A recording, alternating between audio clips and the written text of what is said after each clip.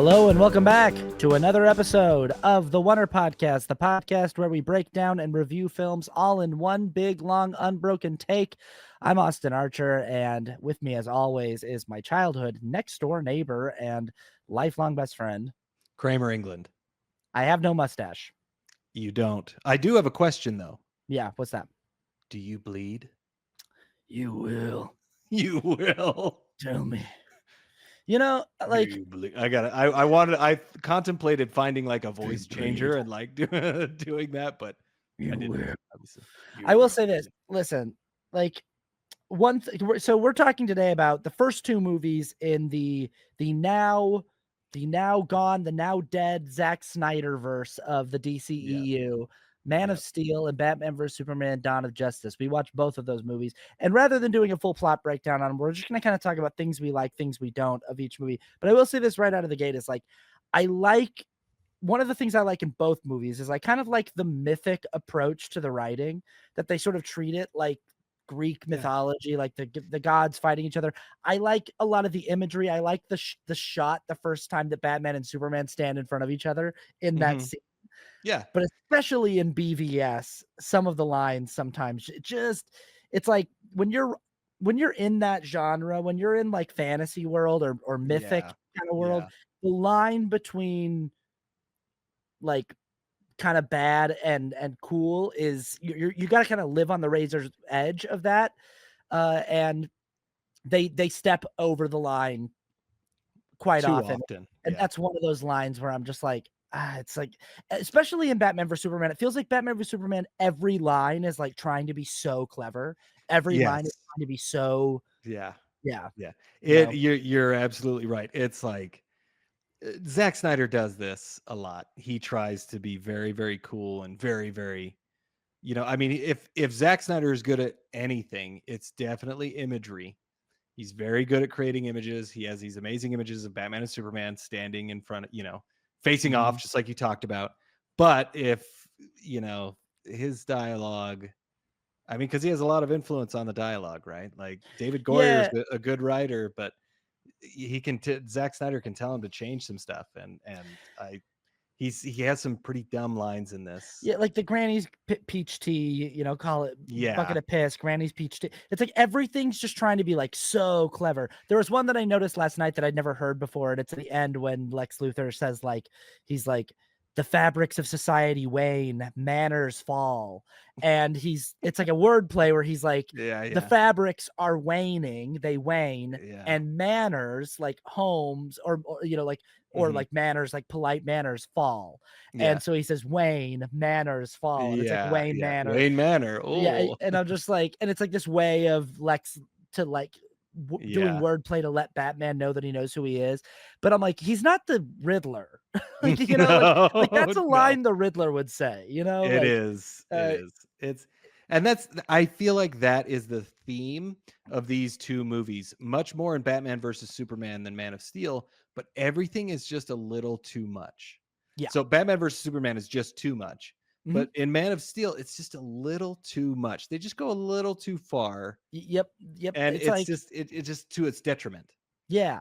So let's start with that one. What we wanted to do is just kind of talk about what we like and what we don't like about each movie. Maybe see if we can kind of get like a forensic analysis of like what went wrong here, or like, did it go wrong? Like what, like, could it have been something better and something really cool? Like, was there promise here that like, I do think that like in hindsight, I do think that it did go wrong. I think that like, I think Man of Steel was a place where you could have potentially built something interesting. Yeah. And I still feel like revisiting Batman vs Superman, even though I do think the Ultimate Edition, which is the one we watched, is better than the theatrical edition, it's still just like, it's like the world building is just so messy. It's just, they're trying to do so much, and they're not platforming any of it in a particularly like, but we'll get to that. We will. So Man of Steel, what do you like about this movie? Oh man, there's a lot to like about this movie. There's a lot of really good things about it. I feel like it is paced very well. Yeah. There is not much slow motion in this movie. There's It like 2 or 3 shots. You brought this up last week, and I'd never thought of it before, but Man of Steel feels so much more like a movie influenced by Christopher Nolan, and Absolutely. Batman vs Superman is like we're fully in Snyder world. It's like And watching 2 completely different movies by it's like watching 2 movies directed by 2 completely different people. yeah, Like, the first one feels very influenced by Christopher Nolan, like you said. The second one is full Zack Snyder. I mean, the first one feels more like Batman Begins. The yeah. second one feels way more like Watchmen. The thing that's similar to me in both movies is the color grading, and that's Yes. something that's, like, Yeah. very specific about these Zack Snyder movies is they have a very, like, gray palette, like a, Yes. kinda muted palette, and the color grading in the cinematography is similar in both films, but They are. it's just Zack Snyder is really doing his Zack Snyder thing Mhm. in Batman vs Superman so much more than I Yeah. mean, there's a few shots in Man of Steel that are still like because Zack Snyder, it's one of my favorite things about both of these movies is there will just be an image that's like one of my favorite images I've ever seen in a comic book movie, like from Right. time to time while watching these. They're just Right. like when so we're talking Man of Steel, when Henry Cavill first walks out of the Oh, Kryptonian yeah. ship wearing the suit, the Yeah. way that like his silhouette in that cape, and then like the shot behind him, and the his feet walking on the snow and the red against Yeah. the it's Yeah. just like it's gorgeous. Like it's just Oh, really yeah. yeah. Looks beautiful. And here this is the thing that I do like about both of these movies. I am a big fan of his color grading. I actually prefer his color grade to James Gunn's. Ah, James Gunn interesting. James Gunn's feels and I still like James Gunn's feels more like a soap opera, like Mhm. TV. It's just lit a little more evenly. It's a little bit more bright, and it just is. I don't prefer it as much. Zack Snyder's way of color grading, I actually really really like. Now it's his colors, they are muted, but I mean his suit is very bright. Like his suit I is very mean, saturated. It's very it's a dark blue, yeah. but like but that's just a preference that I have, and it The doesn't make red the the movie. red Yes, still really stands out. yes, Yeah. like I love how it pops in Zack Snyder's, um, but that doesn't make the movie better or worse for both of them. It's just a preference that I have. I actually really like how he color grades his movies. That's a really hot take because a lot of people, It like, their is. biggest issue with Man of Steel is the color grading, is they're just like, "That's Yes. not Superman." And I will say that, like, c c I get what you're saying, that it's like, to me, these films are prettier in a sense. They are. Yeah. They're or they have shots that are prettier, like, they have Yeah. Yeah. these moments that are just sort of like really stunning and really striking. And maybe James Gunn doesn't hit those moments, but also I'm like, there's some shots in Gunn's movie, like after he catches Oh, that it's building amazing. and him Yeah. like coming through the dust and stuff. Like Yeah. he's got some really, really great images. Oh, and And I would his say that shooting the eyes, it looks yeah, amazing. Yeah, yeah, I yeah, would yeah. say that his movie just is color graded to feel more like a cartoon. It's It color is. graded to feel It more is. like a comic book. It is. And it has the, and I get you that it's like, well, we're in the medium of cinema. So Yeah.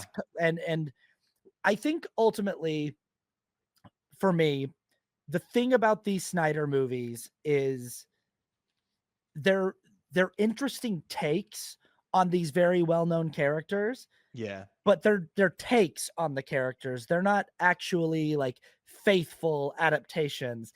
It's Yeah. sort of like an Elseworld take, the same way that Todd Phillips' Joker is an Yeah. Elseworld take, the same way that very much so Christopher Nolan's Dark Knight trilogy is like it's Oh, a it is. different take on the character than what you find in the comic books, and it's its own thing. Yeah. And Yeah. I feel like these movies are it's that like it's like Henry Cavill's version of Superman in this Zack Snyder world, and this David Goyer, Christopher Nolan inspired world Mhm. is an is a new vision of the character, whereas James Gunn is like it's a much more traditionalist, like this is Superman. This is the Yeah. Superman of the comics, the Superman of the Saturday morning cartoons, the Yeah. and I think that there's things to enjoy about both. Like I Yeah. as a lifelong fan, it's fun to see new takes from time to Yeah. time. you know? Yeah, I think, and I think you're totally right. The biggest thing, one of the biggest problems I have with Zack Snyder though, is it is Zack Snyder's take. Like you're saying, it is a take on it, but it is Zack Snyder's take on it. And he doesn't a lot of people are like, "Oh, he doesn't understand the character." And I don't necessarily agree with that. I think he understands the character. I think he just doesn't care. Yeah. I think he's just trying to do what he wants to do, which, you got to respect it in some ways, but also like, dude, you're not doing what makes this character the character. Like a lot of people say about Man of Steel and the Dark and Batman versus Superman that, oh, it's too dark. Like, oh, it's just too dark. And I don't think that's necessarily true, especially with Man of Steel. I don't think Man of Steel is too dark. I think it's just too serious. And I mean, I Yeah. guess they could kind Yeah. of be interchanged. Like you could You could say, think of those as synonyms, but I but get it. Yeah. yeah, like it's just that Superman doesn't have any fun. Like Yeah. Superman's not happy. He's not very like, like he doesn't have any personality. He's just too serious. And I think if you could have made the character have a little more personality, be a little more hopeful, it would have pleased a lot more people. But I think it's just Zack Snyder saying, "No, that's what I want to do." And that's what he did with Batman and Batman v Superman. He made him kill people. He knows that like I've seen interviews with him. He knows that Batman doesn't kill people. And he's like, "Well, if you tell me I can't kill people, I want to kill people. I want Batman to kill people." And Right. so it's like Yeah, this he wants this to break the rules. He wants to yeah, push he wants to push yeah, the boundaries of what people think the character can or exactly. can't do or should or shouldn't do. Yeah, And again, I think that that's interesting. Like there's a it place for is. that.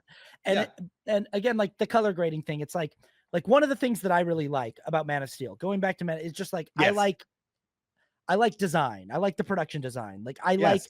I like this new vision of Krypton. I like that Yes. Krypton it feels like they there's the Richard Donner movie and that vision of Krypton of like this all white kind of crystallized planet that's been seen in lots of different Mhm. iterations of Superman. And they just said, let's do a page one rewrite. Like, let's Yeah. just Yeah. completely remake Krypton and say we can start from wherever we want to start from. Like, let's just say that like the rules are not written. Like, the only thing Right. we know for sure is that somehow that suit that he wears is going to come out of that culture.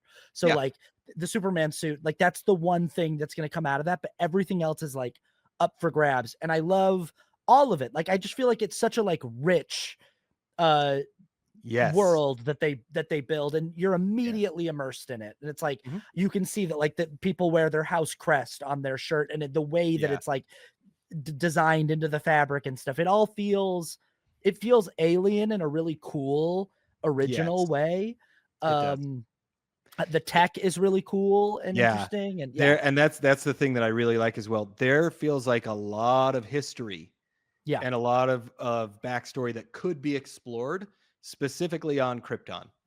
yeah, And I love that texture that it has, and that like the whole it's the whole implication of history, yeah, and like they chose who gets born into what, right? And that actually kind of played a theme throughout the whole movie, is this choice, right?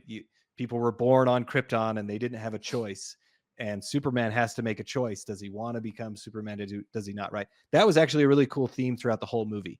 So I loved that they started that on Krypton, and that it influenced him in the rest of the movie. So I really like the opening of the movie for sure. yeah. I mean, like, to me, Man of Steel is a movie about um Clark Kent discovering Superman. Like, Yes. it's a movie about like Clark Kent finding out what he's really capable of and what he can really do, and what, because his whole life he's sort of been held back from being Yes. able to fully explore his identity Yeah. and explore who he is. And the whole movie is about him kind of stepping into Yeah. his Yeah. truth as like who he is as Superman, which is also a problem for me in Batman vs Superman, because it just Yeah. still feels like in that movie he's just still like ambivalent about his Yeah. identity, and I just don't think he should be. I agree. I think he should be more comfortable Yeah. in it's been 18 months. Like, he should be more like, which I like when we find David Corenswet's character, which is like he's been Yeah. Superman for 3 years and he feels comfortable about being Superman, and he like, Yeah. he Yeah. walks comfortably in both the life of Clark Kent and Superman. But like Man of Steel is like watching this man throughout the entire film like figure out what just who exactly he is, and Yeah. he kind of Yeah. surprises himself, I think, Mhm. um Yeah. and yeah, I it's interesting because one of the criticisms that a lot of people will levy toward James Gunn Superman is that they're like, I don't like that we're dropped right in the middle of things. I want to know Yeah. a little more backstory. But like this Man of Steel movie, it's like you could say the same thing. You could be like, geez, you drop us into the middle of the end of Krypton, and there's so much going on. Like there's Right. this Right. this council that Jor-El is talking with, and there's this civil war that's led by General Zod, and there's these like creatures that Jor-El has a relationship with, and Yeah. these like Yeah. robots, and there's like so much going on. But I like that. I just like that it's like, Yeah. hey, there's a whole Yeah. history of these people that exist here, and the story begins at the end of Yeah. Yeah. these people's Yeah. work. Yeah, Existence. Yeah. yeah, Yeah. I think honestly, it is a really cool opening. It doesn't, um, like overall, Man of Steel, I really like. I think a lot of changes that could happen, you could make it better, but I think overall, it's a pretty good movie. Like, there are things that could have made it great. I don't think it's great, but there's a lot of things that work really, really well in this movie. And I don't, yeah. I mean, it starts off really yeah. well. Also, I gotta say, I really like Russell Crowe. I think he was an I amazing was gonna say choice that's for one of my him. favorite. I mean, again, Yeah, like a thing that I can commend up and down in but kind of both these movies is the casting. yeah. Like they really cast these movies well. Well, I besides think yeah, Jesse maybe Eisenberg, but I don't have as big of a problem with Jesse Eisenberg as most people okay, do, but I interesting. think that like Ben Affleck is very well cast. He is. I think Gal Gadot is really well Yes. cast. I think that Amy Adams is very well cast. I think Kevin Costner and Diane Lane are very well cast. It's a Yes. very different vision of Ma and Pa Kent than we get in Oh yeah. Yeah. other like again, I always call them like hot Ma and Pa Kent. They're like it's like they're Yeah. like the Yeah. hot version. It's like, Yeah. Yep. everyone in Zack Snyder movies is hot. Like everyone's just like, you know, like very, Yeah. very good looking. Yeah. Jeffrey Dean Morgan is like Batman's dad, and like everyone's just like Yeah. very like handsome and Good um looking. Yeah. yeah. But I think that like Michael Shannon is fantastic, and Love Michael Shannon. Lawrence Fishburne, and Yep. Lawrence Fishburne's great. like the actors that they have in this thing. I like Christopher Maloney in Man of Steel as the Yeah. Colonel. Yeah. That That's a good and little subplot. yeah, I like that guy, kind of like that. His whole thing is that he's just like not afraid of anybody, even though he can see that they're so much more powerful than him, and that Yeah. he's sort Yeah. of um, yeah. And I like I mean, I like the music.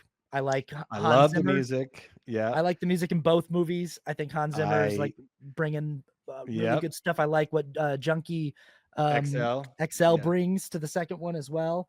Yeah. I think that Love that's that as like well. something that they really lost when they decided to bring Joss Whedon on for the rewrites of or the Oh yeah. reshoots of Yeah. Justice League, and then they had Danny Elfman come in and replace Yeah. Hans Zimmer. I was like, that's a big mistake. That's like Yeah, it's that's just not a good it idea. really yeah, no, like that Yeah. that was not a problem with these movies, like Hans Zimmer's music, but Yeah. maybe they thought that his music was just like too serious, kind of like you were saying, like it's a very Yeah. serious score, you Yeah. know? It is. I think talking about the music specifically, the music for Wonder Woman, Oh man, one of the coolest yeah, scores and one of the coolest themes yeah, for like that's up there with Superman. I don't know if I would say it's as good, but I mean I think it will be as iconic for her specifically as a character. I yeah, think they'll probably keep using that score because it's so good. yeah. Like I played it for my kids and they were like, "Oh, this is so good." And I was like, "Yeah, right? It's awesome." Yeah, I Anyway, mean, so I would say Man of Steel again, and both of these movies are kind of similar this way. It gets off to a really strong start. yeah, Like we it have does. like the Yeah. opening on Krypton is great. I love that like you said, the pacing that we go Mhm. straight from him as a baby in the Thing to him as an adult man searching Yeah. for, and I like Yeah. that we deal with his childhood in Smallville in flashbacks, and that we're sort of Yeah. like Yeah. that whole first act. I love the way that we're continuing to push through the story of Clark as an adult while just doing flashbacks of like, I love the scene of him saving the kids on the bus as a teenager. Yeah. Yeah. I like I even people get mad about this online when he crumples the guy's truck Oh, when yeah. he's working at the restaurant, and Yeah. I'm like, Yeah. I like, again, this is a take on the character, and Yeah. it's not Yeah. the traditional Superman that we're all used to. And I kind of like that this Clark Kent is like, I know well enough, like my dad raised me well enough to not fight a guy like this. Like Yeah. Yeah. I would kill this guy if I fought him, but I don't owe this guy not destroying his truck. Like Yeah. I don't owe him Yeah. that. Like Yeah. and Yeah. I kind of like, I what I like about this character is, and this is a theme throughout the entire movie, is like that he's got a lot of anger. Like I Mhm. like that when they show him as a teenager and he gets in a fight with that kid and he doesn't hit the kid, and Yeah. he talks to his dad and he's like, I really wanted to Yeah. hit him. And his dad's like, I know. He's like, but Yeah. then what? Yeah. And he's like trying to, like that conversation, but also that we see that in Clark is this thing where he's like, my whole life I've like Yeah. there's a cartoon where Superman is fighting Darkseid, and he has this monologue where he's like, I'm so excited that you're here. You have no idea. He's like, my whole life, he's like, everything I touch feels like cardboard. And he's like, but with you, he's like, you could take it if I hit you as hard as I can, can't you? And he's like, so let's see. And he's like, Yeah. he's like, I'm so excited that I actually get to like hit Yeah. someone and I think you see that like in this movie, the first time that Superman hits somebody is when Zod is threatening Diane Lane, and Oh, he yeah. flies in and grabs him and starts punching him in the face. And it's like you feel this like release from that Yeah. Yeah. character where he's like, this is the first time in my life that I've ever like even used a quarter of my strength Right. doing anything, Yeah. and Yeah. there's like this pent up lifetime of like, like, Yeah. Yeah. and again, a lot of people would say like that's not the character. That's not, Yeah. but I think again, this is a take on Yeah. the Yeah. I think it shows Man of Steel shows the struggle more of like Right. the restraint that Clark has to show, and Yeah. And I really do like the kind of going into that. I really do like the relationship that Kevin Costner and Henry Cavill have.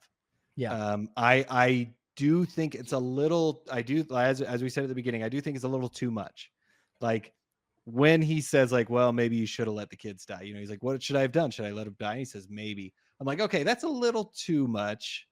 But I do like this thought of Jonathan Kent being like, you need to hide yourself because people are not ready right now. I like this thing of him protecting his son. Like you have to, but I wish it was more of, listen, you always have to do the right thing, but you can never be seen right now. Obviously saying Yeah. a much better way than that, but he's a little bit more like, you got to hide yourself. We can't, because he's being protective. He doesn't want his son taken away. Well, yeah, this is like where some of the writing really hits. Like when he talks Yeah. about how he's like, when people find out who you are, it's going to change everything. Yes. It's going to Yeah. change our entire notion of what it means to be human. It's going Yeah. to change. Like I like the way that David Goyer writes some of the Yeah. like that describes what John Kent's trying to communicate to his son. That it's like, Yeah. you don't understand. Like when you do show everybody who you are, it's going to fundamentally change Yeah. our entire society. And Yeah. this is one of the things that I really like in both of these movies. I love the philosophical exploration of what a character like Superman means to the collective Right. human psyche. Like Yeah. like this intro, and again, another thing in this movie that I like is because we've established Krypton as being so alien and so different. I love the like alien invasion aspect of this movie when Yeah. Zod and when they show up and it feels like the movie switches genres into like a almost like a horror movie about like an, Yeah, like yeah, an Independence Day or yeah, Signs or War of the Worlds, like, and it yeah, feels like that. It yeah. feels like a really ominous alien invasion. I think that's really cool. I think that's really fun. I do. I like that too. I actually really like all the action that happens with that too, because I mean, really cool action. And Superman really does get to kind of like unload his powers because he's going against other Kryptonians, Yeah. which makes it really cool that he can go after, these other people. So I think it's really cool. Now having said that, the action is great, but again, it's too much. The end is just too, like, the destruction of Metropolis is just too, like, there's too many people that died. It just goes on for way too long. And then It's so much. I get like that it's a good catalyst for Batman's entire motivation in the next movie. Yeah, And it yeah, really is good, but that's also the it problem is. with Batman v Superman is it's like we keep layering on motivation for him, and I'm like, I think he's got plenty. I think he doesn't Yeah, need I more. think it Like, does. we've Yeah, got enough, and it's just the movies are doing too much because to me, like the end of in the beginning of the third act, or maybe it's the like the end of the second act, I don't know, of Man of Steel yeah, is one of my favorite moments in any Superman movie or superhero movie ever. And it's yeah, when Superman destroys the world engine, like when he gets thrown into the gravity beam and he's like being pushed into yeah, the earth. yeah. And again, like the whole movie's about him discovering like what are the the limits of his strength, like how strong Right, is he. Like we right. start out with him like like the one like right off the bat, we see him like saving people in this oil rig that's on fire and Yeah, yeah, stuff. yeah, yeah, yeah. And it's still like kind of clear at that moment that he's not sure how strong he is. And then when he meets his dad, Russell Crowe, and his dad tells him like the only way to know, like there's no way for us to know how strong you are. You've just got to test your limits. And we watch Yeah, him like figure out how to fly. That's a great sequence where we very we cool. see him Yeah, like using his strength to like figure out like, oh, like it's a matter of strength yeah, that I can defy, I can push against gravity with my like, but then yeah, this moment, I love the way that they execute this moment where this woman who works at the Daily Planet is trapped and Lawrence Fishburne's yeah, trying to get her out, and like the desperation like of this moment, yeah, yeah, and then the yeah. score from Hans Zimmer as you see his fist like Yes. come up through that and like him Yeah, just yeah, pushing yeah. through. I'm like that to me is a great emotional culmination of the arc of him Yes. understanding who he is, what he's capable of, and what Yeah, his purpose is here on Earth. right. And And yeah, and I then do I do love that. I wish it just the whole city wasn't destroyed, because I totally, think you because can do that. But yes. it's like, and then the movie goes on for like 40 more minutes. And it's just sort of Yeah, like, and I feel like we've already kind of done it. And yeah, I think I get it that like Zod's still alive, but it's like maybe Zod escapes in the Kryptonian ship and we save that for another movie, right, And yeah, we don't and have to, yeah, well, I and don't it would know. actually be kind of cool to have Superman, like, you can have some destruction. I mean, obviously, even in this new Superman, I mean, there's the city starts splitting apart. Um, but like in Man of Steel, you could have Superman try to discover, like, I still have to save other people while I'm fighting Zod. So like if the ship is going down, why doesn't he try to avoid, and he just hits the top of a few buildings, right? And like Right. there's some destruction, but he's figuring out that, okay, I have to do all these things of Right. saving people and fighting Zod, which would be very cool. But Like again, he it's doesn't kind of care at Zach's. all about saving people while he's fighting No, Zod. He doesn't he's no, not yeah. he lets a lot of people die. And I Like mean, his like he's like it doesn't even seem like his focus ever even like that no, he ever even acknowledges like, oh crap, there might be people in those buildings yeah, that I'm and throwing him.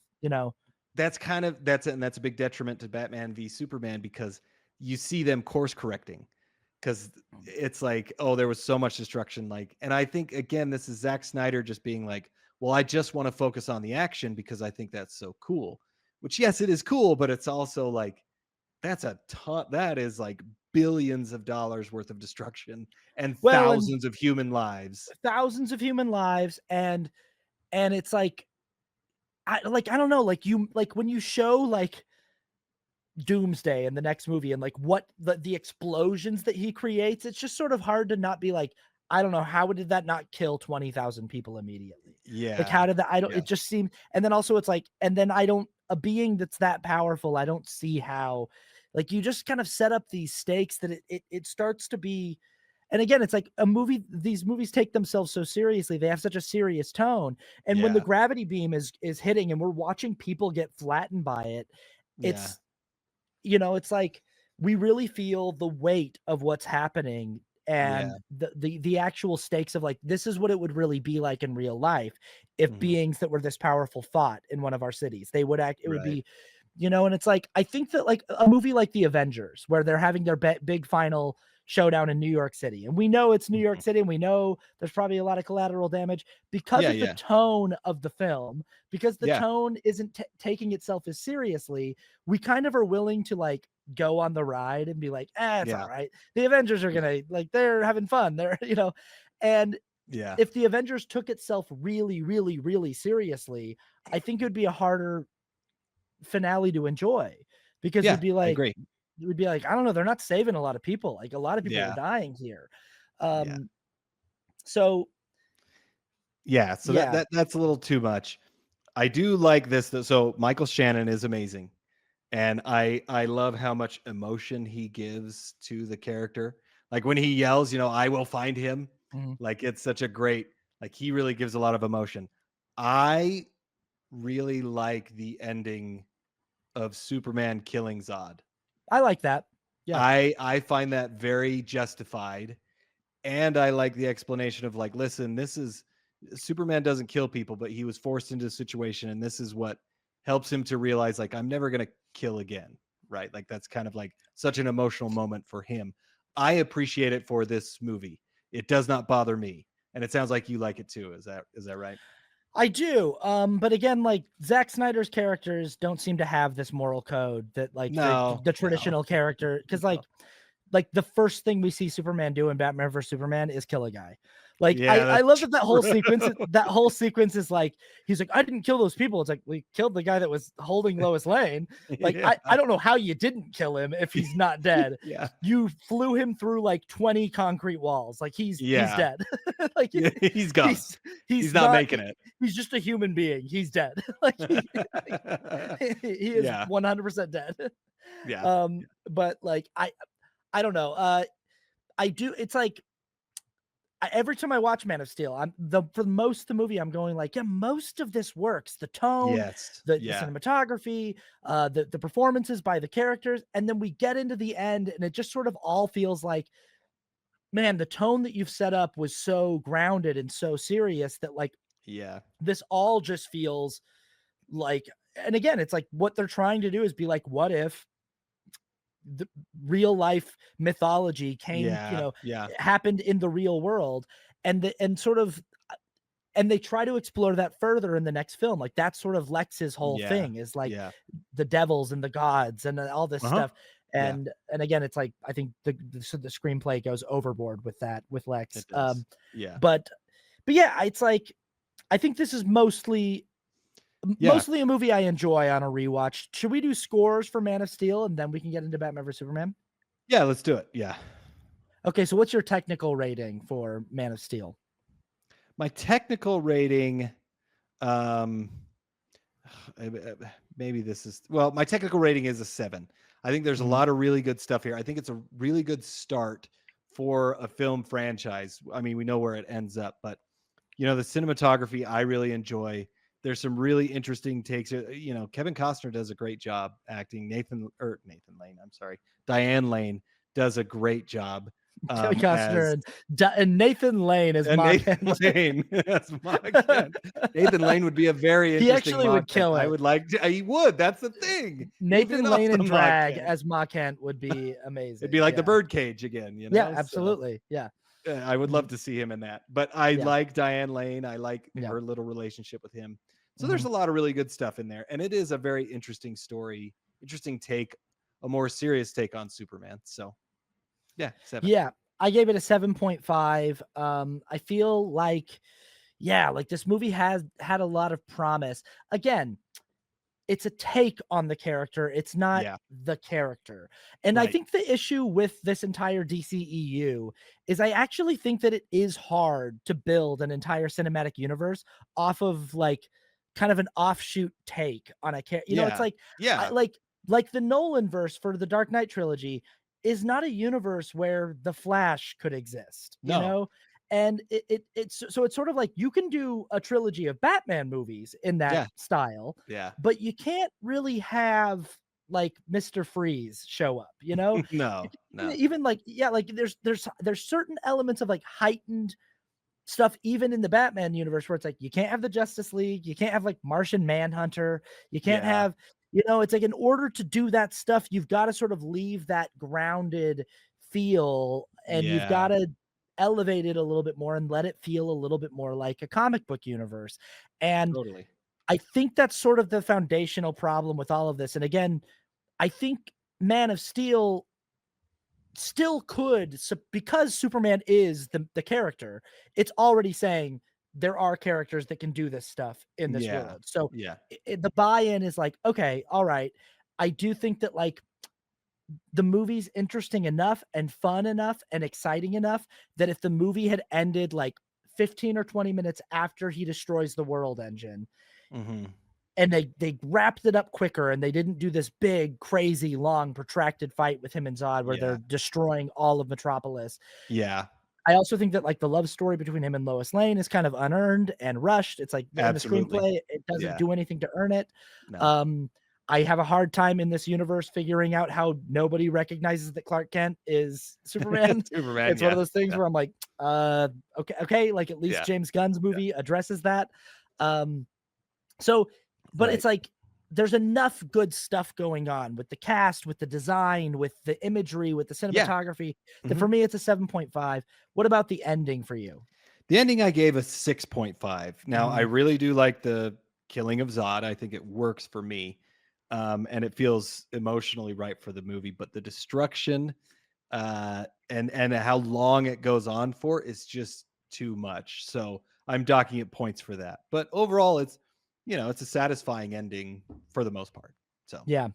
I give it a 6. Everything I think of the ending as like everything after he destroys the gravity beam with like or the world yeah, engine. yeah, Like that's yeah, like everything after that is like when the movie starts to kind of spiral out for me. yeah, And every time I watch it, I'm like, man, I wish that this was a little more contained or a little yeah, or yeah, I like what you're talking about. Like I saw Superman like try a little harder to prevent damage or yeah, prevent, yeah, yeah. and trying to figure out, Hmm. and I've always kind of given him a pass in the movie to be like, this is the first thing he's ever done as Yeah, Superman. And so I'm like, I get it. It's his first time out, but it doesn't seem like he even really has learned his lesson or cares in the next movie.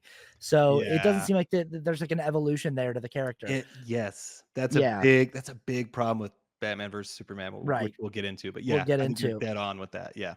So rewatchability. Rewatchability on this is I put it at a 7.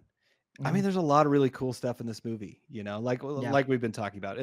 There's definitely has its faults, but it's a lot of really fun stuff and a lot of good, the music is good, the action is cool, so it is a fun rewatch. I'm not going to be bored by it. Yeah, I agree. I put it at a 7 as well. Like it mostly hits for me when I revisit. Like we've Yes. we've now watched the Donner movie, the James Gunn movie, this one.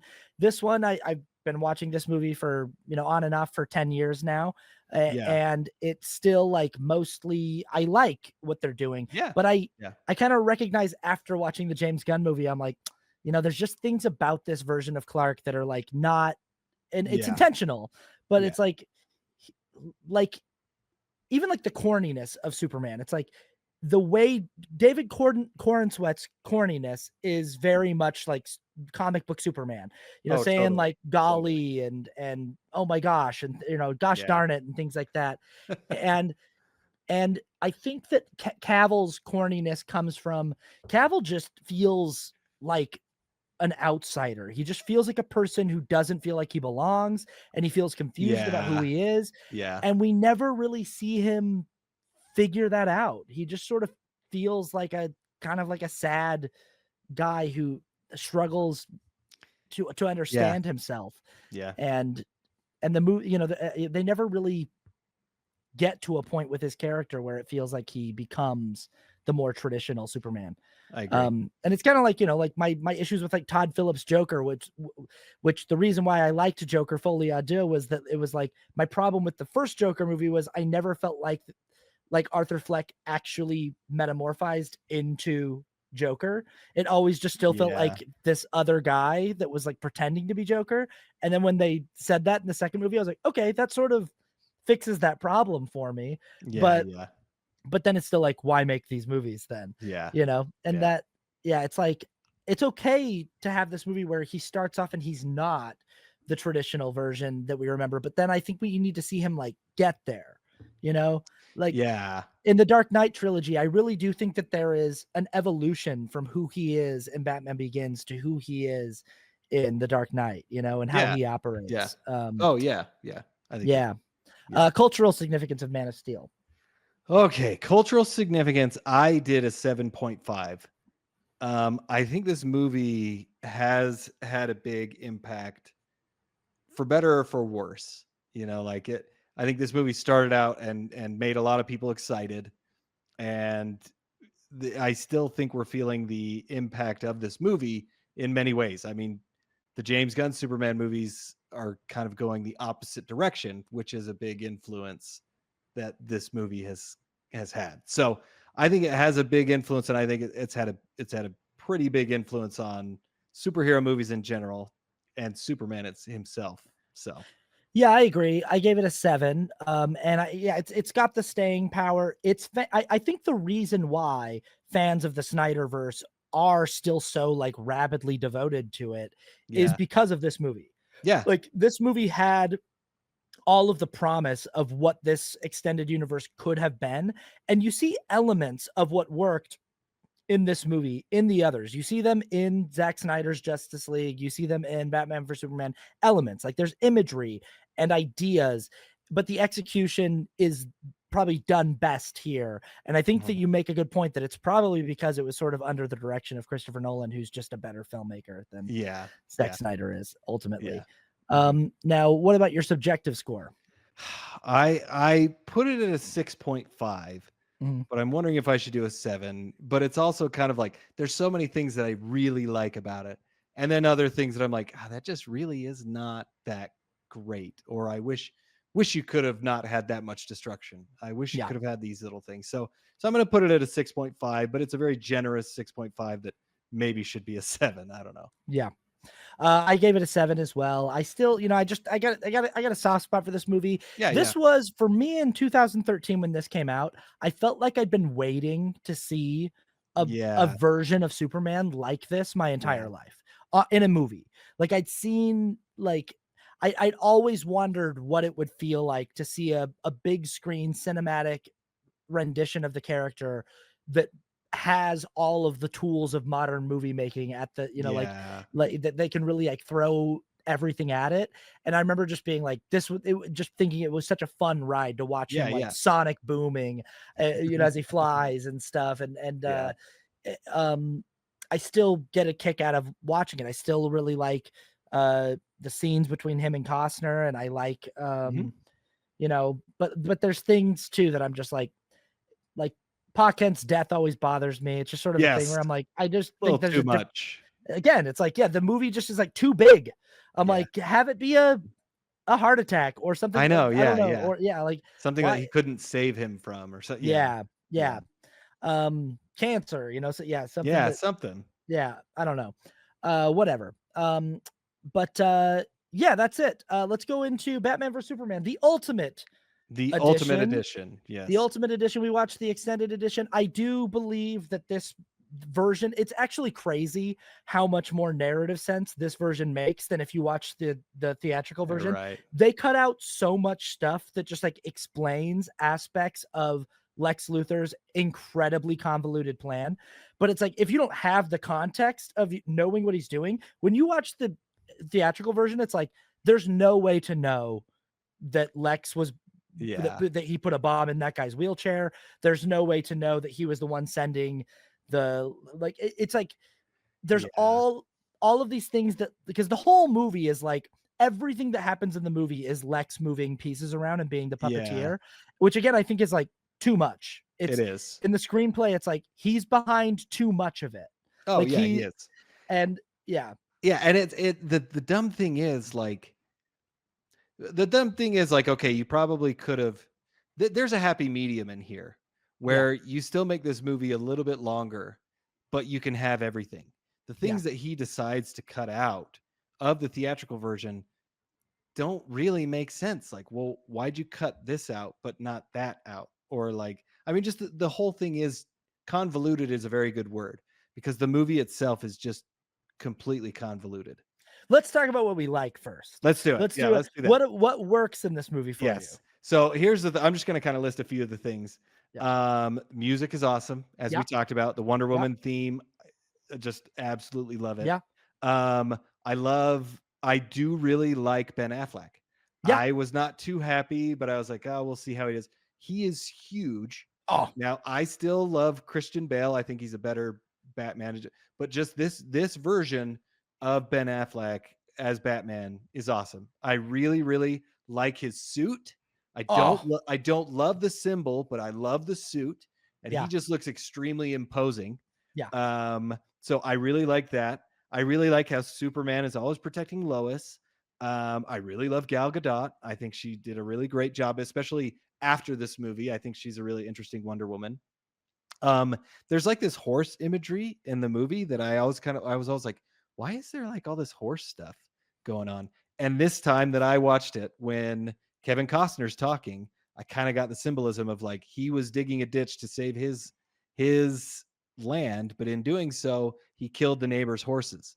So Yeah. sometimes when you're doing what you think is right, there's some casualties, right? Yeah. And it plays into this whole theme. And I was like, oh, that's a really cool, like, Batman is running into the city and there's this horse that's walking by. And then after the explosion in the Capitol, there's a horse that's walking by. I was kind of like, oh, that's kind of cool. Like I finally understood what the point of that was. Um, but let's see. I kind of like, I mean, the Batman fight at the end is one of the coolest Batman fights that there is. It's not the coolest. It's not.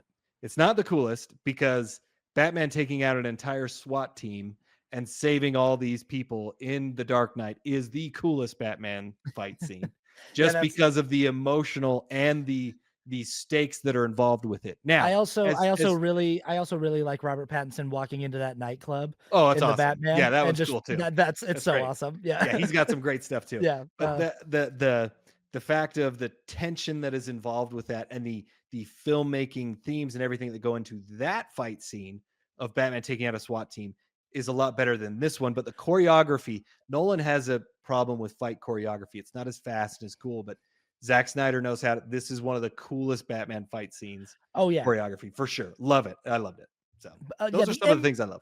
the imagery, like again, like a lot of the things that work for Man of Steel still work here. There's Mhm. great imagery. Like Yeah. I mean, there is some stuff in here and like the exploring the philosophy of what Superman means to this world. Yeah. I like this montage that they do that's all of these different people talking about Superman on different news shows, Neil deGrasse Tyson and Yeah. like Yeah. like Yeah. actual like figures in our world talking about the arrival Yeah. of Superman. Yeah. And this montage that they do where like these people, their town is flooded and the image of him like showing up to save them and stuff, like there's just like some gorgeous imagery. Oh, absolutely. Superman like dragging this oil tanker like out of the ice in Antarctica. Like they just have some, or Superman, this rocket blows up and he catches the Yeah. fuselage Yeah. that's containing all the astronauts and like lands it and like Yeah. brings it down. They just have some cool images in this Yeah. movie. Superman saving the people from the fire at the Dia de los Muertos event, Yep. and all Yep. of the people reaching out to touch him and like him, and like again, Yeah. the production design's really cool. I like that in Metropolis they have this like memorial to him and the memorial to Yeah. all Yeah. of the people who died.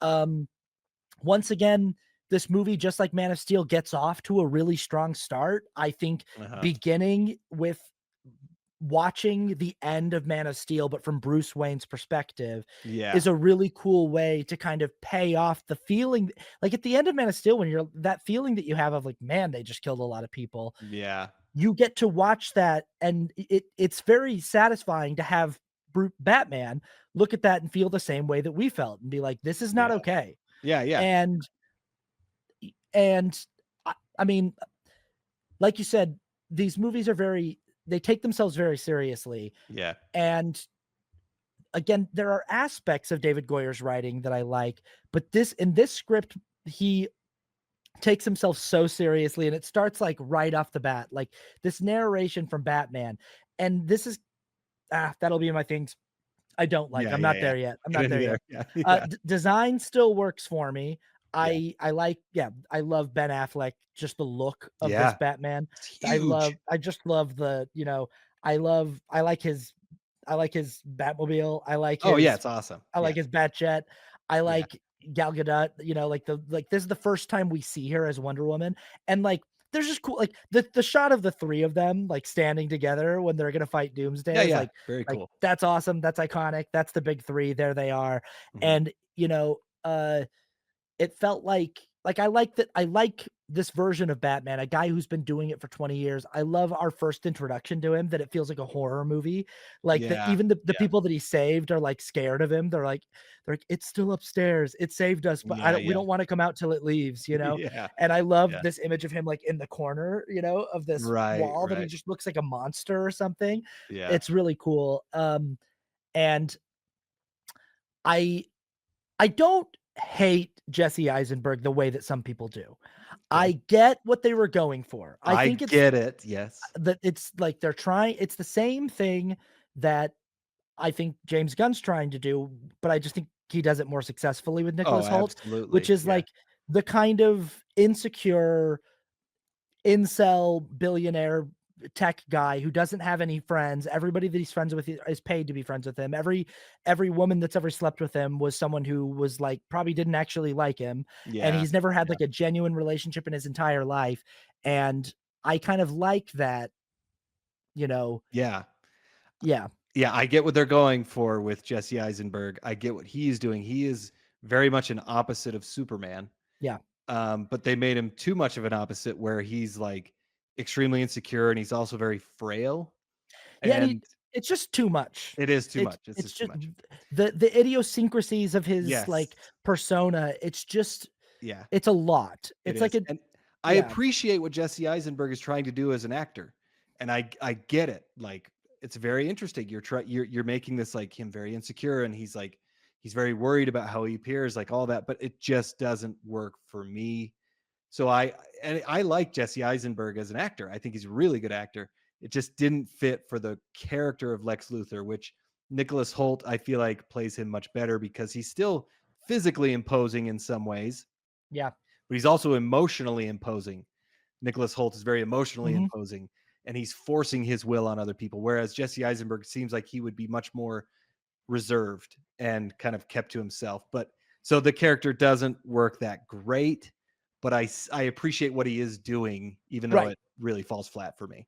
Right, yeah, yeah, that's kind of it that I like about this movie is, like, there Yeah, are a few cool action sequences, and there's some good imagery and yeah, cinematography, and there's some, like, ideas that start out really yeah, interesting, yeah. and I honestly, like, the movie's 3 hours long, the Ultimate Edition, and I would even say, like, up to the first hour and a half, I enjoy watching. I'm with it, I'm going along for the ride, Yeah, yeah.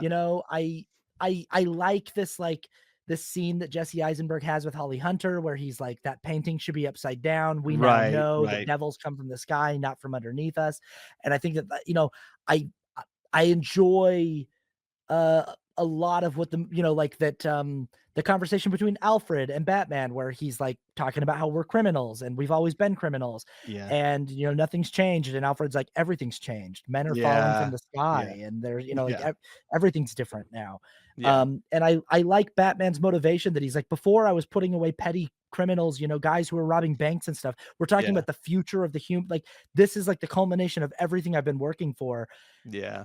I j and this is where this movie really falls apart at a writing level, is you've got enough. Like, as the second movie in your it's where the entire DCEU starts to fall apart, is this movie tries to world build everything. It tries to lay the seeds for the Justice League. It tries to build in mother boxes and Yeah. the future of Steppenwolf and Darkseid. It does this flash forward sequence that it does never works. It's No. just so clumsily done. It's just this thing where the Flash comes through the time vortex. It is It's just really so dumb. it's so messily stitched into the fabric of this movie, and it's like, you've got enough. Like, it is a story about Batman seeing the clear threat that is posed by these gods fighting in the sky Yeah. and deciding he needs to do whatever he can to stop them. And Lex Luthor knowing this and going like, I'm going to bait Batman into finding this kryptonite rock that I'm importing. I'm going to make him think that there's a dry bomb being Yeah. imported into town, and I'm going to bait him into stealing it. And then I'm going to like sort of nudge these two into a fight with each other and hope that Batman kills Superman for me. Yeah. That right there to me is like, that's your movie. That's it. You know, like, I mean, maybe you can have Wonder Woman come in at the like, I Yeah. but because it's like, even like the fact that Lex's failsafe is like, well, if Batman fails, then I'll just create Doomsday. It's like, I've always been like, what's your plan after that? If Doomsday kills Superman, what next, dude? Yeah. Who's gonna kill Doomsday? Like, Well, what if Doomsday wakes up before Superman gets to you? It was going to kill you. Like, right. what is I've always just been like, what was your plan here? Like, if he Yeah. kills Superman, he's going to destroy the entire world.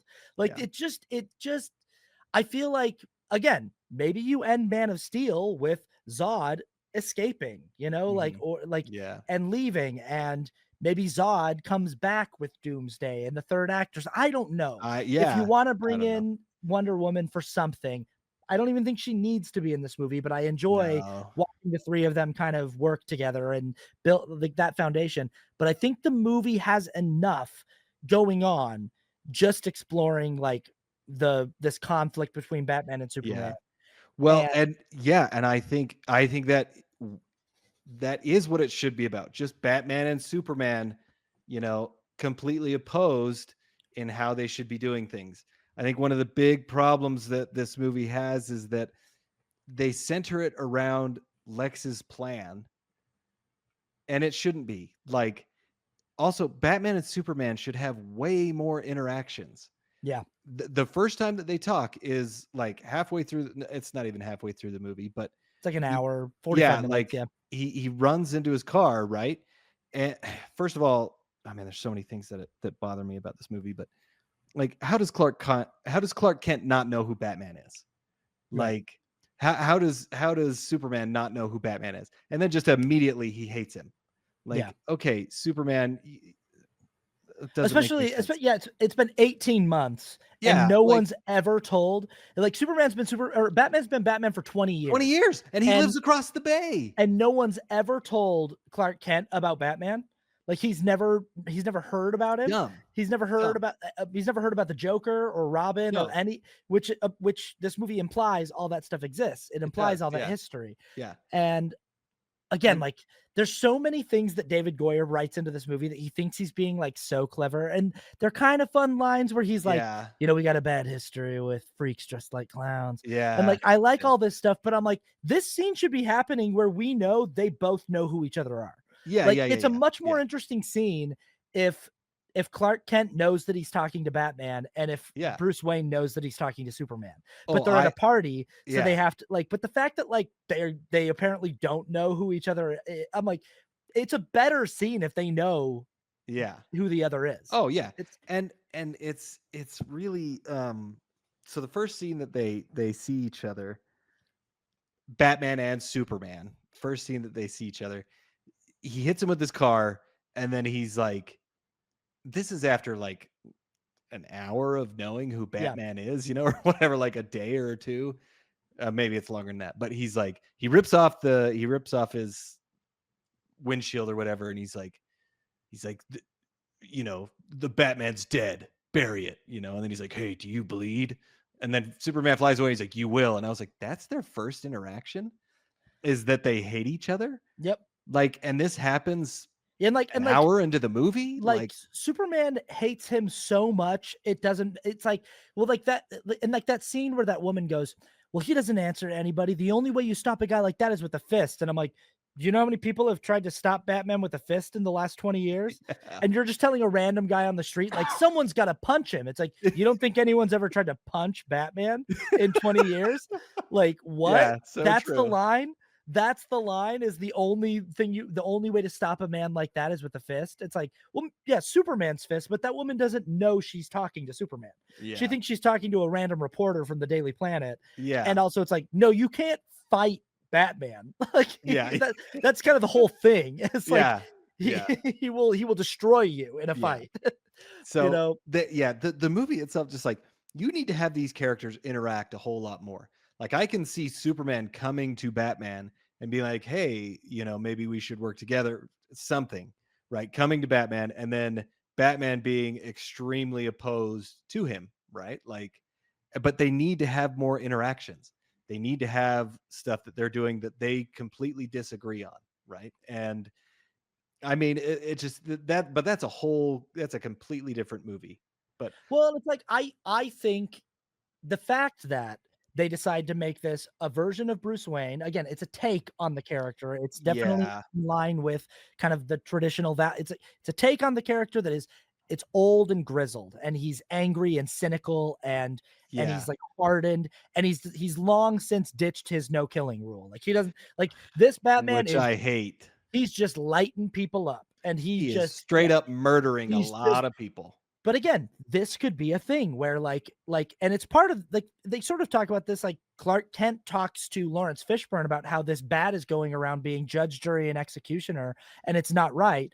But let's have him have that conversation with Batman, and then Yeah, have Batman be like, "You're judging me for killing people? yeah, Do you know how many people you killed?" And, like, yeah, have them, so, like, they talk about each other to other people. Like, Batman talks about Superman to Alfred, and Clark talks about Batman yeah, to Perry White. But I'm yeah, like, have them talk to each other. Have them, yeah. like, Please you know, interact. But yeah, I mean, if this is this is the thing that I hate, that Batman kills people, because I mean, that is his whole character. And again, like, okay, this is a take on the character, but if Batman does not kill people, he could teach that to Superman in this movie. Like, you're doing so many things that are wrong. He's like, you want to talk about wrong? I have one rule where I don't kill people. How many people did you kill when you were fighting Zod in Metropolis? yeah, Right? Like that could be something that, because like they both kill people. right, So what's the point? Like, right. No one's got, yeah, like yeah. Mhm. it could add a layer of why Batman doesn't like Superman, because he doesn't seem to have these morals. That Batman is extremely strict on his morals. Yeah. Like, he's very strict on that. And that could be a reason why he doesn't like Superman, because he doesn't feel like he maybe has those morals, right? Which he could learn to find later. He could find out that he does. But it's just a complete, you have two characters that aren't acting like their characters, so like they're mad at each other for reasons that are kind of, that could have been more deep, right? Well, and So again, it's like we get these cool set pieces, like the Batman saving Martha right, Kent right, fight scene, or just the Batman versus Superman fight, which, like, if you take that fight and you cut it out of the movie and you just watch the fight between Batman and Superman in the movie, it's pretty fun. yeah, yeah, yeah, yeah, Pretty cool little action set piece, and it's pretty fun. And I like how, like, brutal it is. I like how, like brutal Batman is with Superman whenever he hits him right. with the kryptonite stuff. But in the context of the movie, it's just, the writing is bad. It's It is. bad. Well, and Like, this is also written by Chris Terrio, I oh, should say. okay. Oh, yeah. David S. Goyer and Chris Terrio. So it's not all David Goyer, but yeah, it is. But But this thing where, like, to motivate the fight finally, at which it happens at, like, the beginning of the third act of this movie, yeah, Lex Luthor kidnaps Martha Kent and right. then tells Superman, and Superman, like, and what's so stupid, again, like, the writing is so crazy, because it's like, literally, he just went, the way I'm going to get Superman here so I can threaten him is I'm going to push his girlfriend off this building. Yeah, He's like, yeah, because yeah. I know that Superman, wherever he is in the world, he'll travel straight to her and he'll save her. He does. Yeah. He Yeah. flies in, he saves her, but it's like, so you're telling me that Superman could have been in like Africa, and he can, and we know that Superman's fast enough, he can fly to Metropolis that fast and catch Lois. But Yeah. then 2 seconds later, he's like, I have your mom, and he's like, where is she? It's like, just go find her. It's like, That's dude, like yeah. fly, like you can go find your mom easily. Like go fly Yeah. up into the air and just listen and be like, oh, there Yeah. she is. Oh, there's yeah. Like Like, there was a how it should have ended. And it was yeah. that exact thing where he's like, Lex Luthor's like, "Oh, even you with all your speed and power couldn't find your mom in this amount of time." And he's like, "Wait. What did you say?" He's like, "I said even with you with all your speed and power couldn't find your mom." And then he's gone for 1 second and he brings his mom back. He's like, "Wait, is this my mom? I had to circle around the city a bunch of times, but I think I found her. Is this her?" And he's like, "Oh, yeah, it is." Anyway, But that's what he seriously, would do. That's what it's Superman could do. but it's crazy that the movie does this right after he flew from wherever. Like we have no idea how far away he was, and he flew and caught Lois Lane. So we know like it doesn't matter where he is in the world, he can be instantaneously there for the people Yeah. he loves the most. And like we know this guy has like memorized the sound of his mom's heartbeat. Yeah. Like he Yeah. knows what like his like like we know these details about him. And immediately he's just like, where's my mom? And he's like, the Yeah. only way to get her is if you go kill Batman. And it's like, no, like I just no movie. No. And again, it's like, I just think this is where the writing is, it's bad. It It's not is like bad. flawed, it's Bad. bad. It's like, Yeah. it's like, obviously the movie needs to justify getting Superman and Batman into that fight. That's why we bought tickets. We all want to watch these two duke it out. Right. We just need better writing to get them there. I think the thing that would also, again, going into the Batman not killing, if Batman were to have decided, listen, I don't kill anybody, but I have to kill Superman, that would also make it very interesting. Mhm. We don't need Lex to do this. Like, listen, I need to lure Superman here so that I can kill him. And again, this goes into his moral dilemma of not killing, but like the whole world could be at stake, and this is where I have to make my exception. That would make it way more interesting to me. So much that like for him, it's a moral conflict that he's like, I Yes. got like, and like if we see throughout the whole movie them trying to understand each other and try, but like it's like two people who should be allies, but they just have this Yeah. like this value difference or this like strategy difference that they're talking past each other and they're just not hearing each other. Yeah. And I think the ultimate fight is like Batman, maybe like he said, he goes, the Waynes were hunters. So if he like entraps Superman in Superman in a situation, and Superman basically just like doesn't want to be there. Like once he shows up, he's like, oh dude, I'm not doing this. Like, but then like as he keeps trying to walk away, Batman just keeps hitting him with different things and finally pisses him off. And Superman's like, listen, man. And it's kind of like, this is sort of what happens in the fight is Superman's trying not to fight him, but then Batman makes him mad enough that he comes up to him. And I do love this, like when he puts his hand on his chest and just goes, and and then like when he tells him like, stay down, like if I wanted it, you'd be dead already. All of this works. The problem with it is it's this, I hate when movies do, I hate when screenplays have a character who needs to say something to another character and they just keep going, listen to me. I have to tell you something. And they keep getting interrupted and they keep going, no, I have to tell you something really important. And it's like, just spit it out. Just say it. Please. Like, just like break the two things and be like, Lex Luthor is pitting us against each other because he wants you to kill me and he wants me to kill you. Like, just say it. If that's what the screenplay is. But the fact that Superman of all people is like, Bruce, no, listen. Lex is pity, and it all culminates in like genuinely the worst writing imaginable. It is like anybody who tries to defend this writing, listen, it's okay. It can work that in the climax of the fight, Bruce Wayne realizes that beneath the persona of Superman is Clark Kent, and that Clark Kent has human parents just like him. Yes. And that there is humanity there. That's fine. But it's like, it is so incomprehensibly terrible to have the line be, you're letting them kill Martha. What? Why would he Why did you say that name? Absolutely. And like, that's the question. Like, why did you say such a weird sentence? Why does Yeah. save Martha? Yeah. What? You would say, you're letting them kill my mom. Yeah. They're gonna Yeah. kill my mom. Yeah. Like, it Like doesn't, like, it's, it really so there Diane Lane, I'd have to find the quote, but she said something that I liked. She said like, well, when he says Martha, like it makes Batman realize that, oh, he does have parents and he does all that. And I'm like, listen, I like that idea. Like you said, I think it could work. Like they're going to kill my mom. But in order to do that, you have to have set it up right before he does this. He says, I bet your parents taught you this and this and this. And my parents taught me this, this, and this. So it's like Batman believes he has parents. Like he believe like so this payoff it's has no just, setup. Like if you want this payoff to work where he sees Clark as a human that had parents, you need to first make him hate him as an alien and yeah. try to dehumanize him as an alien. So Batman needs to always say like he doesn't have I bet he doesn't have parents. He's just an alien. He's here. He doesn't have any conscience like we do as humans. You need to set that up. That was not set up. So even though I like what Diane Lane said in the movie, it does not work because it was not set up. If You they would know, have done that, it would have been better. the way better version of this movie is Captain America Civil War. Like Yeah. it's that.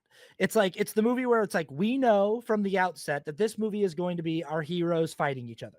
Yeah. Like Yeah. the big marquee thing on the trailer Uh-huh. is Captain America has a team and Iron Man has a team, and they're going to fight each other in this movie. And Yeah. so the whole screenplay has to be structured around how are we going to get them to fight each other. Yeah. And we've got to build in the fact that they're having an ethical like problem where they're Yeah. disagreeing on, they're people who are on the same side of things, but they're disagreeing over the morals and the ethics of how they should go about being Right. metahumans in the world that they exist in. Right. And that disagreement leads to them feuding to the point where it's like, well, now we're going to do what we do and it's going to be winner take all in a fight. Yeah. And that's really interesting. And then we actually get to this final fight, and the much better version of you're letting them kill Martha is when Cap says to Tony Stark, Tony, it wasn't him, he was brainwashed. And Right. Tony just goes, I don't care. He killed my mom. Right. And that's such a better line. It's just It such a like, is. it's just such a better line for him to just go. And like, as an audience member, you just go, I get it. That he's just like, I don't Yep. care, man. He killed my mom. Yep. And it's just like, that's a better line than It is. They're killing Martha. that. Yeah. That Well, and line, thank goodness their moms had the same name. What if he said, "You're killing Karen"? What would he say? What Yeah. would Batman do?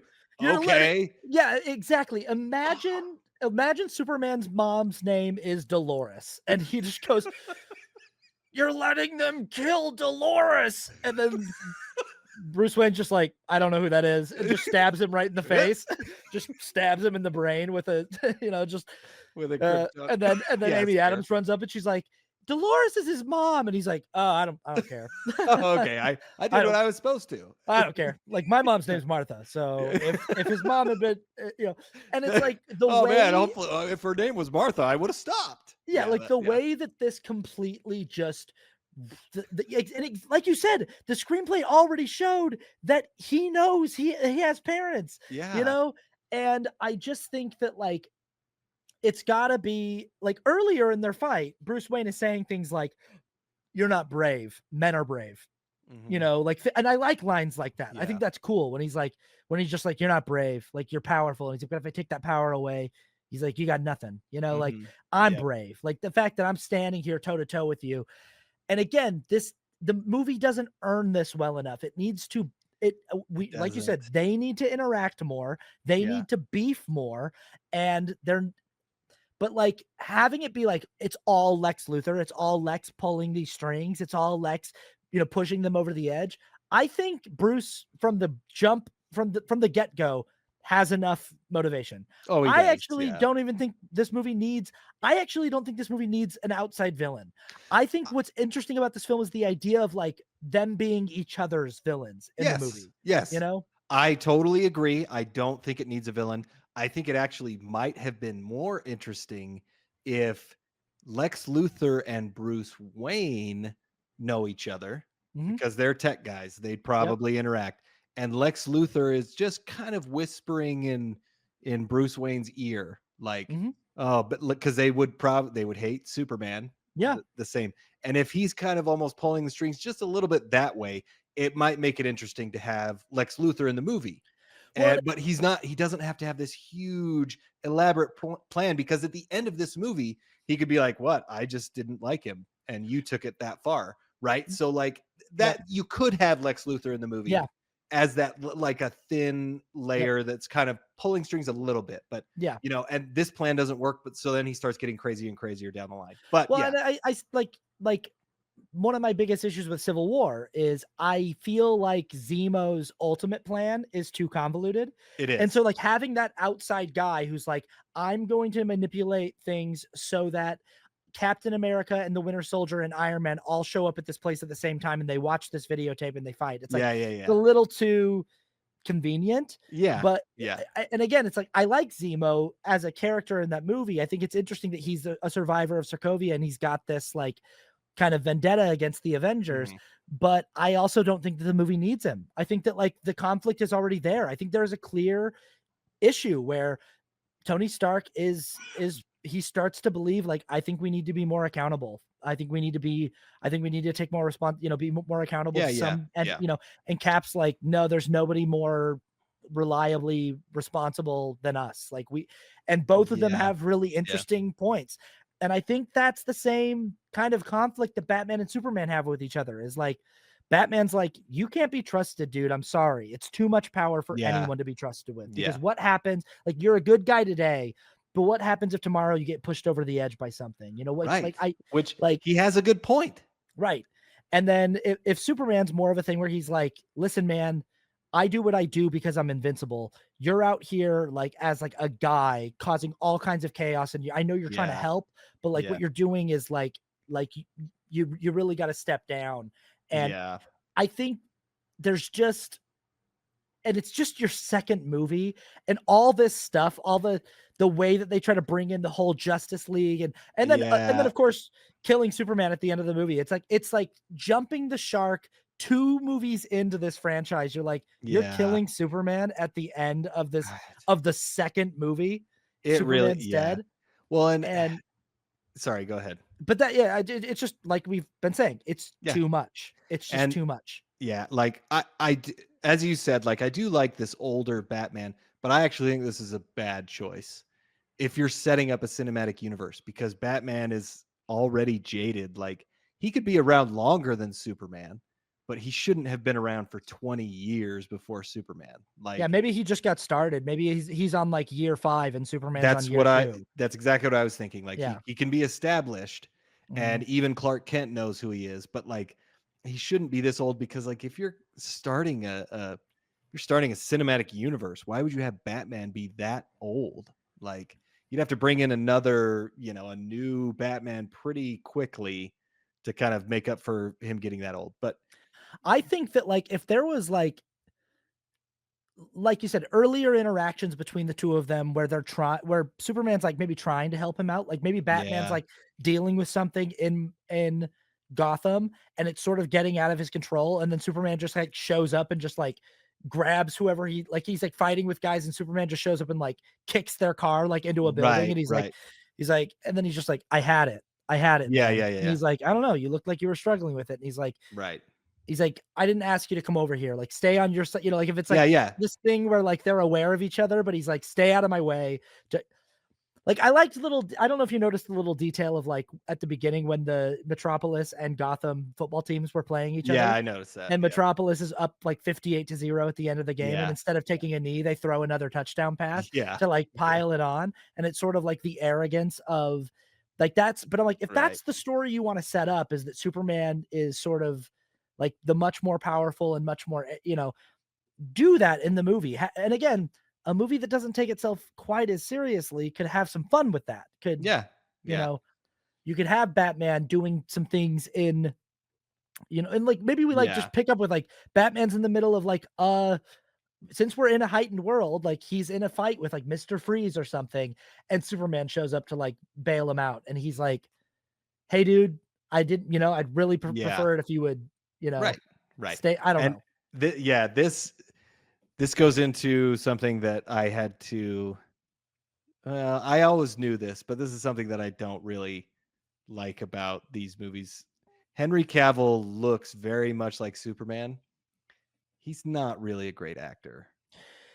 Well, but again, like we said, they just don't They don't give him enough. they don't give him enough, and his character doesn't change from Man of Steel No. to this movie. No. This people talk about like him being the brooding Superman and how he's always brooding, but this movie, like the script doesn't let him do anything. Like the No. script's just like he just feels like even the scene when he saves all those people at de los Muertos and they're all Yeah. touching him, he just seems like so kind of confused about how he feels about being Right. Superman, Right. and he just doesn't seem like he enjoys being Superman. It feels like a burden that he carries, and Yeah. I think the difference is, like, David Corenswet's character, when we were introduced to him at the beginning of that movie, he's just lost his very first fight. Yeah. And he goes Yeah. into this Fortress of Solitude, gets a little juiced up on some sun, Yeah. and then he immediately flies back. And the first thing we see him do is like he does that little barrel roll through like a little like crevice in the ice, Yeah. and Yeah. then he like smiles. He puts a little like Yeah. smile on his face, and we see that like he enjoys being Superman. Like He does. he Yeah. has fun doing what he's doing, and even though he knows like I just got my butt kicked by this guy, I'm going right back, and I'm just, Right. Right. and like I think the thing about Henry Cavill's character is like it's okay if in Man of Steel he's not sure of like who he is, if he's accepted by Right. if Right. humanity's going to accept him, if but like by this movie I think that he should be a little like I think the thing that should bother Batman about him is that he's like I think he should be a little really comfortable in the Yeah. boot and in the Yeah. cape. And Yeah. maybe that kind of bugs Batman that he's like, man, the stupid, like, like the things that bug Lex Luthor about Superman is he always talks about like that, get that smug smirk off your face. Like, Yeah. get that, Yeah. why are you always smiling? Why are you, Yeah. and it's like Yeah. Henry Cavill's character is just like a guy who like, he just doesn't seem like he wants to be there, you know? Yeah, he really doesn't, and it really like they need to give him personality.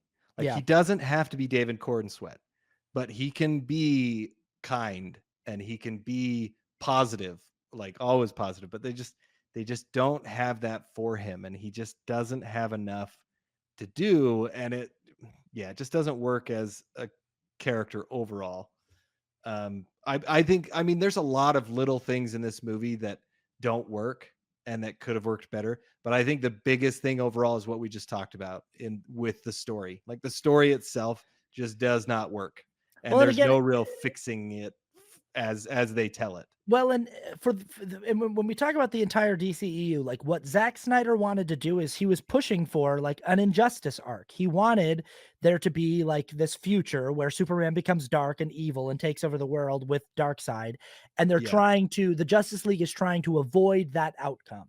And so the Flash has traveled. So and he was going to do this whole thing, and I'm like, that's interesting. Um, but like take your time with something like that. And that's kind of the problem with the Cavill character is that they wanted to plant the seeds of like the darkness Yeah. inside of him. Yeah. And I think that it just doesn't give us time as the audience to like fall in love with him first. Yeah. Instead, we're just sort of like, why is he always just like so mad? And so, Yeah. and then the whole thing just feels kind of heavy and dark. And then also, yeah, the whole that's the second half of this movie just has a lot of straight up bad writing, like bad Yeah. dialogue, bad It does. writing. I don't think he should die at the end of the movie. I think they jumped the shark with that. Yeah. I think this entire last fight scene is just sort of, again, it's like way too much. It's just, you know, Yeah. and Yeah, yeah, it's clumsy. yeah, They make a point. This is where I see you can really see the course correction because they make a point at least 3 times that everywhere they're fighting is uninhabited. yep, Like, oh, there's something going on downtown, but it's the end of the workday, so nobody's really there. yeah. And then like, oh, they're at such and such island, it's uninhabited, and Batman is Strikers like, Island. yeah, Strikers Island, Yeah. and Batman's like, Wonder Woman's like, why did you bring him out here? He's like, oh, this is uninhabited. I was like, really, guys? Like, okay, you still have a ton of destruction, but you're just making sure everyone knows there's nobody here. Yeah. Like, what about there's people there, but also like, who cares? Like, why did you make a point of that they really had to do it? But I don't, there's just a lot of the other thing that bothers me. This is a little thing, but Batman brands people, and the people in prison kill those people. People in prison wouldn't kill for Batman. Well, I think that what the movie suggests is that Lex is paying people in prison to kill people who are branded with that. So, And and yeah, I and I I and got Lex that too, but Lex also is like yeah, but I think Lex that is the idea pulling the is strings, he's but trying to make it Superman upset about the Batman brands. But why would Batman brand people in the yeah, first place? especially if he found out that they were getting killed on his behalf Yeah, after he he did would it. not like it makes no sense. And Yeah. like it just is dumb. The whole thing is dumb. Yeah, In many, many ways, it's really dumb. I just think that it's kind of like a friend, like, and then I think one thing that we didn't talk about is like all of the for this entire cinematic universe, all of the course correction that they were always doing in between films, and like how the fact that like they had pretty much shot Justice League kind of like right after they shot this. And Yeah, yeah, so they were already like on the way. And after this movie, Warner Brothers came in and just took an absolute buzzsaw to Justice League. they And that movie is did. just a straight up disaster. The movie that It came out in is. theaters is And a yeah, yeah. it's horrible. And Yeah. this is the thing, okay? This is, as we talked about, Christopher Nolan had a huge impact on Man of Steel. Like you can see it. You can Mhm. see the difference between the two movies. One thing, this is a story that I heard, is that Zack Snyder went to Christopher Nolan and was like, "Hey, I want to end the movie, and I want a like I want a box to show up at Wayne Manor that has the Wayne symbol on it, and when it's opened, you see kryptonite in it." It was something like that, right? And Christopher Nolan was like, "Well, if you do that, you really have to commit to it." He's like, and it's just really hard to commit to something if you don't know where the story is going. And Christopher Nolan's always like, just focus on the movie that you're telling. Like, that's why he didn't want to set up a whole world. He just wanted to make one good movie. Mhm. And so he told him, like, if you do that, you have to commit and know where it's going to go, because then you're stuck with it. Right. That's kind of the story that I heard. So you can see why, like, his influence on Man of Steel. In Batman v Superman, Zack Snyder just went buck wild. Well, and And the thing he's is, like, yeah, it's like he's making pieces of like 6 different movies, yes, and you know? he says it. He's like, if I could have, we were gonna do this, this, this, and this, and I was like, dude, that is just way too much. And Mhm. like, that's also just like you're planning. You should make a series that's much less money that you can do all that in. Well, even like think about again James Gunn's Superman. It's like there's a lot Yeah, of characters in that movie, but the plot of the movie is still focused. It's just like yeah, yeah, we still are just following like okay, Lex Luthor is doing this thing to yeah, try to get permission to kill Superman. That's the plot of the movie. And yeah, there are all these, like there's a world that we're dropped in the middle of, but we're not constantly getting like little seeds of like in the next movie this is going to happen. And oh, this is yeah, going to be the yeah, bad guy next time. We're not yeah. getting any of that. Like we're staying focused on just the movie that we're watching. And Right. Batman vs Superman is constantly like taking little detours to just do like little teasers for the next Yeah, movie. yeah, And it's like it's just stuff where it's like just get all that out of there. Get all yeah, that out of there. yeah. Yeah. We didn't need the nightmare Nope. scene. We didn't need the flash. You take that out, you've got 10 minutes that you can, however long that is, that you get to keep, that you can put other stuff in that makes this movie make sense Yep. as a theatrical version, because it Yep. doesn't make sense as a theatrical version. So anyway, there's just a lot of bad stuff in there. Yeah. Okay. What's your technical score for Batman vs Superman? It should probably, I'm gonna do 5. I'm gonna do Mhm. 5, mainly because it just falls apart. Like, it's not, there's good things. The cinematography looks really good. The visual effects look really good. Some really cool fight scenes, but just the story is so convoluted and doesn't make sense. And the writing, as we've talked about, I just have to bring it down. Yeah. I gave it a 6 just because to me it's like the imagery, the design, there's like enough ideas that are for the first half that I'm enjoying, and even some stuff in the back half that's really messy. That's still like it's like, but it's very frustrating. Like the It writing is. is poor, It is. and the editing is poor, and the construction is like it's just messy, and It is. it kind of collapses under its weight, and it all falls apart, and the cinematic universe kind of like is over before it even gets a chance to get off the ground. Because even Yeah, like Zack Snyder's Justice League, it's a better movie it than what is. they released, but it's still not very good. No. And it's just Yeah. too much is going on. The ending for what's your ending score? My ending, I gave a 5. It just is kind of like we talked about, just I mean, the whole thing is like, okay, you guys have your fight, which is cool, but that's not the ending.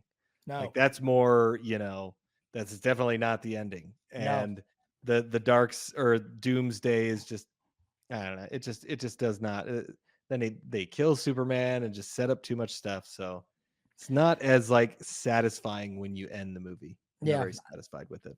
I give the ending a 4. I think that everything from like it again, I don't hate the idea of Batman finding out that, oh, we've got like moms that have the same name, and oh, you're like you were raised. I just Right. the writing is so crazy, atrociously bad. And like to this day, it's something that like people make fun of so much because it's like that Yeah. is just a crazy way to write that. And then everything kind of just spirals out of control from there, and it really like takes a massive nosedive. And Yeah. I really don't it's like it bothers it's like really annoying because there are pieces and ideas that are interesting, and I just feel like it's a lot Yeah. of Yeah. squandered stuff. Mhm. um Rewatchability for you. Okay, I'm scoring this as a whole. Yeah. Rewatching this as a whole, Yeah. I give it a 4 because and this is the ultimate edition, Hmm. because it is so long and it's just hard. It's like a slog to kind of get through. Like it's not fun. It's not a fun movie that, like, there are pieces like the Batman fight I could watch a lot. That's really really cool.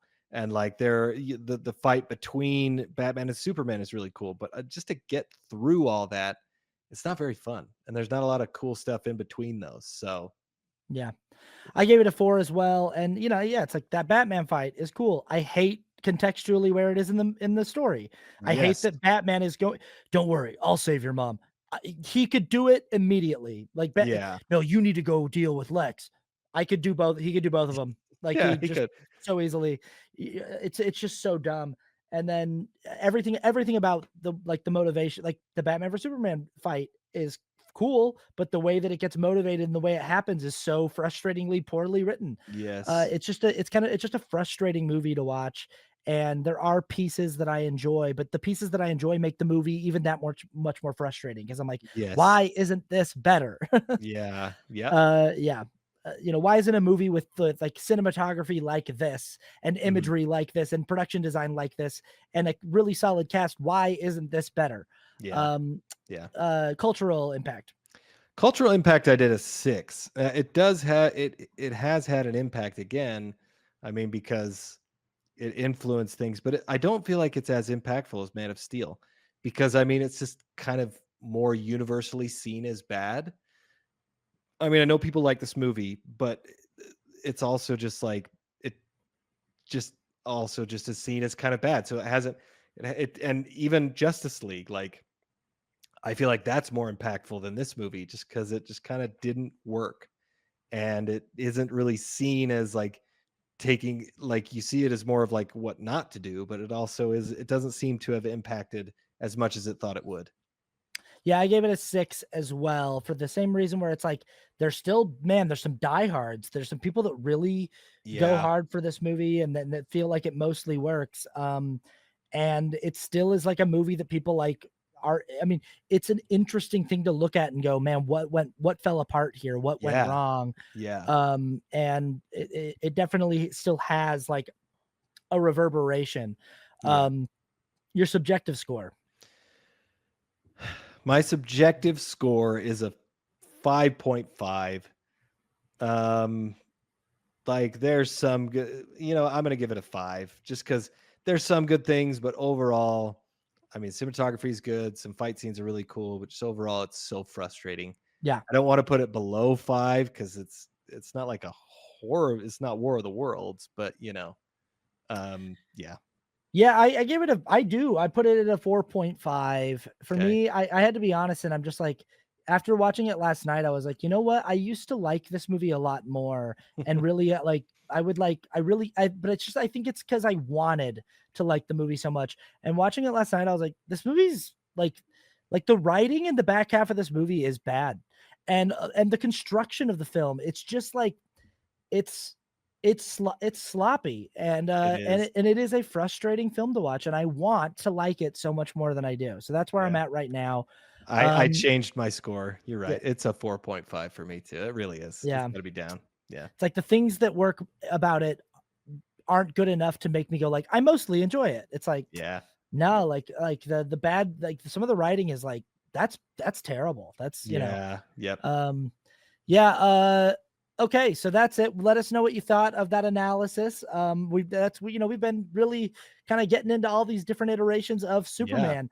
But we're gonna look at something else next week. So if you want to watch along with us, we found out it's the 35th anniversary of Teenage Mutant Ninja Turtles, the motion picture, the one, Yeah. the original, with the Yeah. guys in the suits, not Secret of the Ooze, not the one where they Nope. go back and they do samurai stuff, the OG where they're fighting Shredder on the Yeah. rooftop On at the the end of the rooftop movie. We are with watching Casey Jones. Casey Jones. We're watching that movie. Yeah. So buckle in. Let's go back in time. Sam Rockwell's in that movie. Yes. I actually think that this movie is like kind of great, but I haven't watched it in a while, so we'll see.